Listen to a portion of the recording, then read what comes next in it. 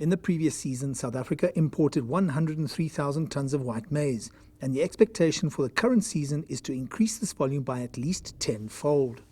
United States, they sent their first consignment to South Africa this week. It's around about 20,000 tons. All of that is white maize. But the rest of the maize that has actually been imported, around about 100,000 tons or so, has only been coming from Argentina. And we see Argentina being a bigger player in the South African market. We saw an impact on the market. We were heavily off, when was it? Probably Thursday morning.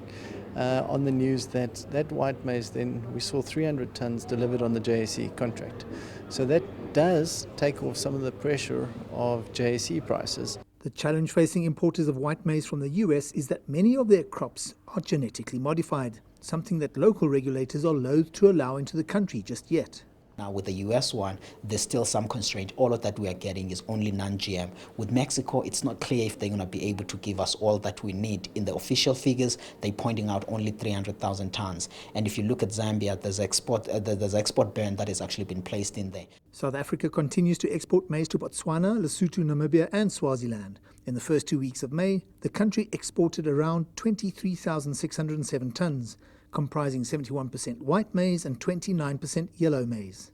We know that the demand in those countries might be more than that, particularly if you bring Zimbabwe into the picture now, where they were looking at something just above 1 million tons of maize imports. And it's unclear then if South Africa will be able to supply the Zimbabwean market.